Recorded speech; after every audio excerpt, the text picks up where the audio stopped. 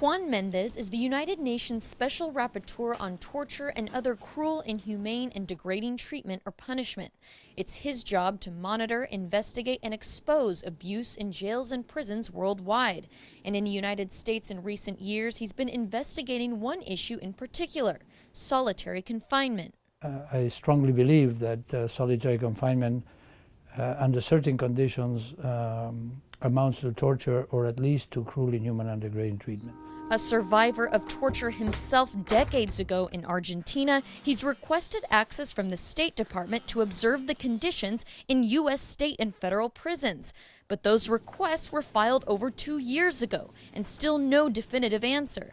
Mendez says that's a violation of the U.S.'s international obligations. The terms of reference that I use that I didn't write myself, they are a document approved by the Human Rights Council of the United Nations, says that I should be able to visit all prisons of my choosing, not let government select which prisons I can visit and which not. So basically you're just doing your job. Absolutely. Human rights organizations estimate that over 80,000 inmates in the United States are kept in small quarters for 22 to 24 hours a day. Most of these individuals usually have a mental health issue, from being in solitary confinement. Mendez's investigations have concluded that just 15 days in solitary can inflict irreversible psychological harm.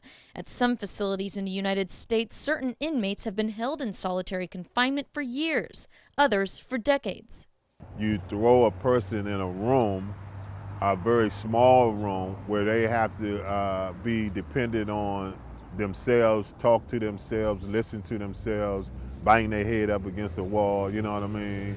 They're on a concrete floor, their food is being shoved to them under the door or through a little slot. You either mentally gotta think positive, how you're gonna do something positive, or you gotta think negative, because you're in a confined space. Often, it's used as a disciplinary tool. Other times, to make security more manageable. The United States currently jails more people than any other country in the world. And just in the past 40 years, its domestic prison population has gone up 7-fold. Religious activists say this happened in part as a result of the war on drugs. It really led us to have a prison system that dispensed with the idea of rehabilitation, that let go of the idea that we should be preparing people to return home in a better place than when they entered. But those who've seen it up close say it doesn't always happen that way. Abuses are able to continue when they're hidden, and cycles of trauma and abuse continue when they are kept hidden and kept away from public view. That's when, in theory, international observers like Juan Mendez would come in. When it is prolonged, or it's indefinite, or when it's applied to children, or when it's applied to persons with mental disabilities, it is cruel, inhuman, and degrading treatment, and therefore it should be banned.